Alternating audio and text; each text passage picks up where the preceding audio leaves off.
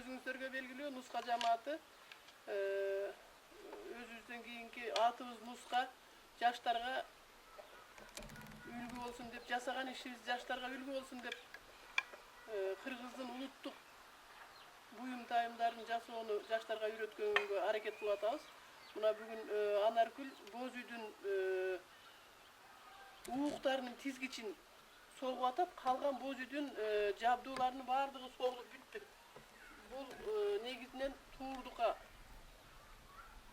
байлана турган туурдук боо болуп эсептелет. Мындайлардан бир нечеси согулуп, азыр ушул буйруса же немени уук боону согуп бүтсө, бул тизгичти согуп бүтө турган болсо, эмени бүткөн болуп эсептелебиз да. Биз бир үйдүн боосун согуп бүткөн болуп эсептелебиз. Негизги биздин жамааттын негизги максаты ушул кыргыздын улуттук буюм тайымдарын жасаганды үйрөтүү менен бул окшогон мына жаш келиндерге үйрөтүп атабыз. Жалаң эле биз өзүбүз эле жасап, өзүбүз менен өзүбүз аракеттенбейбиз.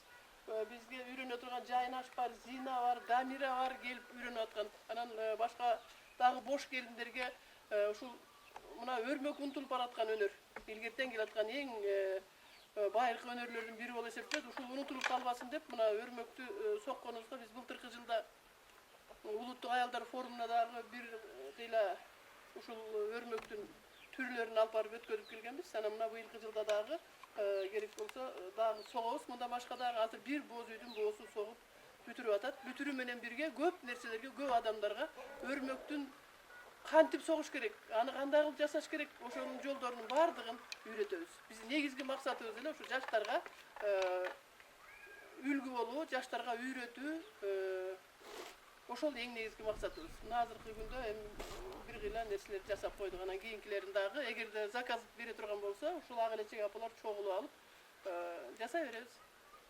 Кыргыздын кол өнөрчүлүгүндө жалаң эле өрмөктөн башка дагы курак, чий чирмо, чий согуу деген өнөрлөр бар. Мына ушулар дагы мына окшогон панолорду жасап атышат биздин ак элечек апалар. Мына андай төшөктүн түрдүү курактарды курашат. Аккууну тиктештирип курайт. Булардын баардыгы курак илгертен келаткан өнөр. Бу дагы илгертен кыргыздар айткан курак кураган куралат, тор түйгөн тозот деп. Анын сыңарындай курактын баарын курап кыздарыбыз үйлөрүн толтуруп, жүктү толтуруп төшөктөрдү курап атышат.